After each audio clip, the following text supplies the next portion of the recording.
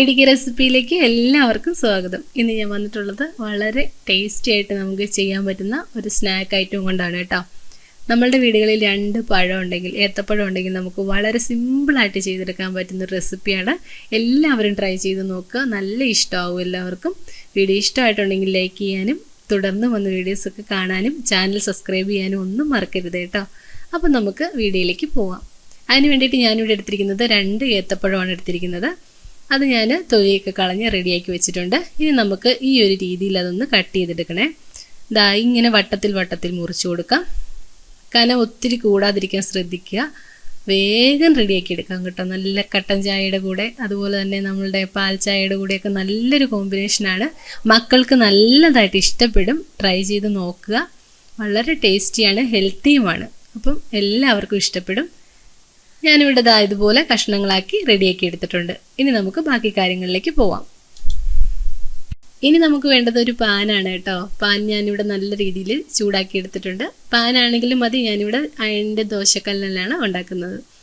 അപ്പം നല്ല രീതിയിൽ ചൂടായിരിക്കുന്നതിലേക്ക് നമുക്ക് നെയ്യാണ് ഒഴിച്ചു കൊടുക്കേണ്ടത്. നെയ്യാണ് ഇതിന് ഏറ്റവും നല്ല സ്യൂട്ടായിട്ടുള്ളത്. നെയ്യുടെ ടേസ്റ്റാണ് നമുക്ക് കിട്ടേണ്ടത്. അതുകൊണ്ട് നെയ്യ് ഒഴിച്ചു കൊടുക്കുക. അതിനുശേഷം നമ്മളുടെ മുറിച്ച് വെച്ചിരിക്കുന്ന പഴക്കഷ്ണങ്ങൾ ഇതുപോലെ അങ്ങോട്ട് വെച്ച് കൊടുക്കുക കേട്ടോ.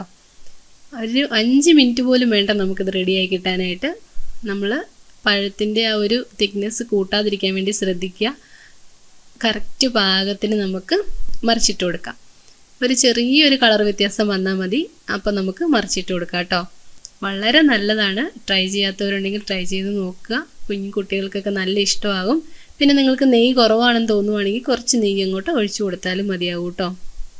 നോൺ സ്റ്റിക്കിൻ്റെ പാത്രത്തിലൊക്കെ ഉണ്ടാക്കുവാണെങ്കിൽ നമുക്ക് അധികം നെയ്യുടെ ആവശ്യമില്ല. പിന്നെ മക്കൾക്കൊക്കെ കൊടുക്കാനാണെങ്കിൽ കുറച്ച് നെയ്യ് കൂടുതൽ ഒഴിച്ചാലും കുഴപ്പമൊന്നുമില്ലല്ലോ. അപ്പോൾ ഇതുപോലെ അങ്ങ് മറിച്ചിട്ട് കൊടുക്കുക. ഇനി നമുക്ക് ഒരേ ഒരു സംഭവം കൂടി ഇതിനകത്ത് ചേർത്ത് കൊടുത്താൽ മതിയാകും. അത് നമ്മളുടെ പഞ്ചസാരയാണ്. പഞ്ചസാരയും കൂടി ചേർത്ത് കഴിയുമ്പോൾ നല്ലൊരു ടേസ്റ്റാണ്. ഈ നെയ്യും പഴവും പഞ്ചസാരയും കൂടെ നല്ലൊരു ടേസ്റ്റ് നമ്മൾക്ക് നൽകും. എല്ലാവരും ട്രൈ ചെയ്ത് നോക്കുക. ഞാനിപ്പം കുറച്ച് പഞ്ചസാര എടുക്കുന്നുണ്ടേ.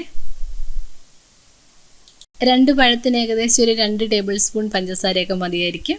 അപ്പം നല്ലൊരു മധുരം കിട്ടും. പിന്നെ ഇഷ്ടമുണ്ടെങ്കിൽ കുറച്ചും കൂടിയൊക്കെ ചേർത്ത് കൊടുക്കാം കേട്ടോ. നമ്മളെടുക്കുന്ന പഴത്തിനനുസരിച്ച് ചേർത്ത് കൊടുത്താൽ മതിയാകും. ഫ്ലെയിം ഓഫ് ചെയ്തതിന് ശേഷം ഇങ്ങോട്ട് ഇതുപോലെ പഞ്ചസാര അങ്ങോട്ട് ഇട്ട് കൊടുക്കുക. ഫ്ലെയിം ഓഫ് ചെയ്യാൻ പറയുന്നത് കുറച്ച് ആ ഒരു നല്ലൊരു ചൂടുണ്ടല്ലോ, പഴത്തിൻ്റെയും നെയ്യുടെയും ഒക്കെ ചൂട്, നമ്മളുടെ പാത്രത്തിൻ്റെയൊക്കെ ചൂട് കൊണ്ട് പഞ്ചസാര ചെറുതായിട്ടൊന്ന് മെൽറ്റ് ആവുകയും ചെയ്യും. എന്നാൽ അങ്ങോട്ട് നമുക്ക് കഴിക്കുമ്പം നല്ലൊരു ക്രിസ്പിനെസ് ആയിട്ട് കിട്ടുകയും ചെയ്യും. ഷുഗർ ബനാന ചിപ്സ് ഇവിടെ നല്ല രീതിയിൽ റെഡിയായി കിട്ടിയിട്ടുണ്ട്. എല്ലാവരും ട്രൈ ചെയ്ത് നോക്കുക. വളരെ സിമ്പിളാണ്, ഹെൽത്തിയുമാണ്. മക്കൾക്ക് ധൈര്യമായിട്ട് ഉണ്ടാക്കി കൊടുക്കാം. അപ്പോൾ ഇന്നത്തെ വീഡിയോ ഇത്രയേ ഉള്ളൂ. വീഡിയോ കാണാനെത്തിയ എല്ലാവർക്കും ഒരുപാട് നന്ദിയുണ്ട്. തുടർന്നും വീഡിയോസൊക്കെ കാണുക. മറ്റൊരു നല്ല റെസിപ്പിയുമായി അടുത്ത വ്യാഴാഴ്ച കാണാം. ഇതുവരെ സപ്പോർട്ട് ചെയ്തവർക്ക് നന്ദി. തുടർന്നും വീഡിയോസൊക്കെ കാണുമല്ലോ. Thanks for watching.